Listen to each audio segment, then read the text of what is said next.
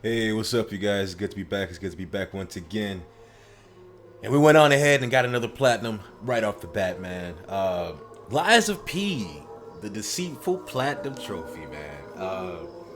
So, as far as fun, I'd say that this game is definitely a 10 out of 10 for me. But as far as difficulty in terms of acquiring this platinum, it's about a 3 out of 10, bro. This platinum trophy is not bad at all. I ran through this game. Now, don't get me wrong, I did die. I died when I was supposed to die, and I even streamed it a couple times. But as far as the game's just, you know, objectively going through these trophies, it was very, very self-explanatory. I'm not gonna say self-explanatory, but straightforward. You know what I mean? I will say that there are a decent amount of missable trophies. That's like literally the only reason why the difficulty went up from a 2 out of 10. You know what I mean?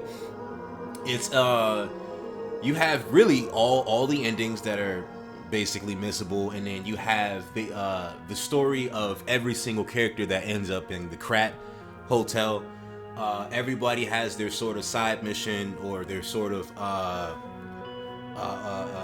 dialogue option that you have to run through, and then on top of that, there's like objectives that are attached to these characters.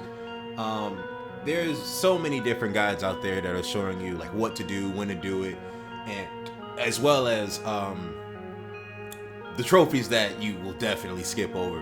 I'm trying to think of a trophy that definitely like got me off guard, but it would have to be like collecting all the records, because some of the records are tied to characters that you can literally just skip if you don't explore the entire area.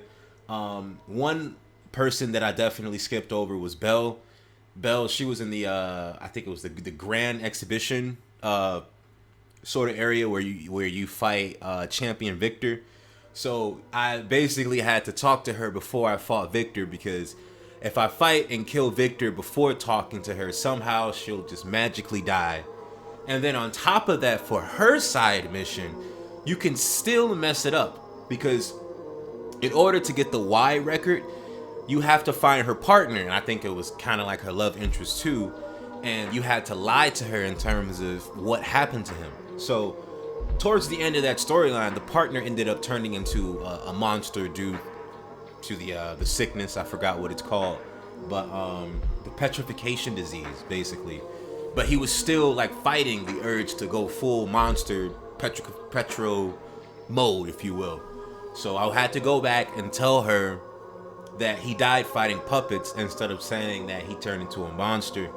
And I messed up in my second playthrough, and I chose that he was a monster only because I was following the guide to IGN. I will never ever read their guides ever again, because they were very, very misleading. They need to organize what they're saying when trying to go through these trophies. They literally mixed both of the true and the lie together, and then they said the results for both. They mixed them, and I was so pissed because it forced me to play through this game a third time when I didn't even have to do that. You know, one of my viewers was letting me know that I could even cheat the trophy even harder if I create a online save file, put it to the cloud. But he said put it to the cloud or put it to a USB flash drive. So what I was trying to do was I was trying to put one save file to the cloud and then put another to USB. But you can only put PS4 games on your flash drive. But when it comes to PS5, it has to go to the cloud. It can't go anywhere else. So I didn't even bother using that save file, but I still have it on deck just in case. So I literally just played through the game like 3 times. I was at around 36, 37 hours going through it. Before playing this game, I think it said it was around 50 hours for like the average person to do. But yeah, this game really wasn't that difficult at all. If anything, it was very eerily exciting. And if you paid attention or watched my streams, you knew how excited and determined I was to face off against all of these bosses. Mind you, when the game first came out, when the game first came to Game Pass, I played it and beat it on Game Pass, but I chose the bad ending because I'm stupid.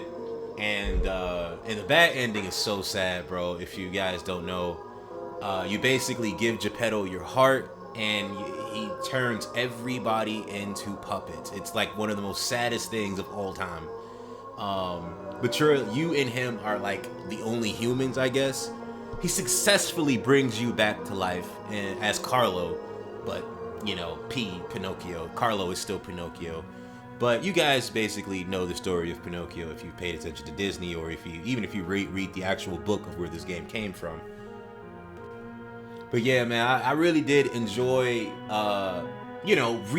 replaying this game for my second time around.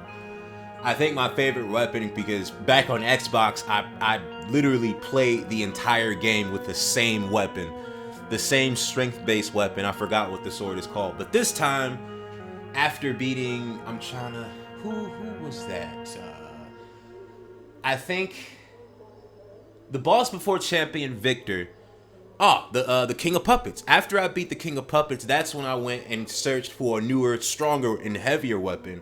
And I ended up choosing a weapon that he's like literally the first boss that you go against in the game. I forgot his name.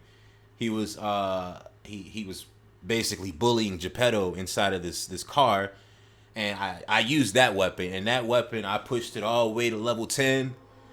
Oh my god, the amount of damage that I was doing on these bosses were staggering these bosses. They couldn't even move. It was like, even when they started to do their charged up red move, I was still able to knock them out of place with this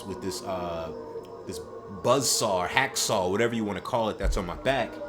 And I still, my favorite Legion arm is the electricity one. I keep forgetting what it's called, but it's the one where you do the electric blast. That's my favorite one because, hey, you can charge it and it just feels good. It really does. The puppet string, I do see why people would like to use the puppet string, but that's really only useful if you're going against human-sized enemies or human-sized puppets almost. It's really not that good. I probably have to level it up, but I wouldn't know because I have so many Legion calibers, or the things that you upgrade your Legion arms with. I have so many of those. Once I leveled up that electricity arm, I was like, yeah, that's it. That's all I need. This is literally all I needed.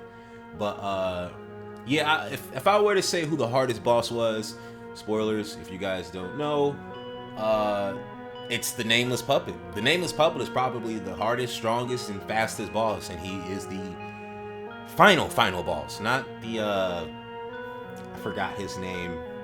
Basically, the person that created the petrification disease.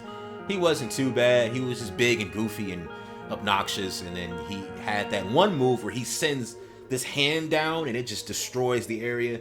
Other than that, he was a cakewalk. He was really nothing to worry about. But yeah, man, that's all I had to talk about today. So the fun, 10 out of 10, but the difficulty is a 3 out of 10. That's what I think I said. But yeah, make sure you guys like, comment, and subscribe, and peace.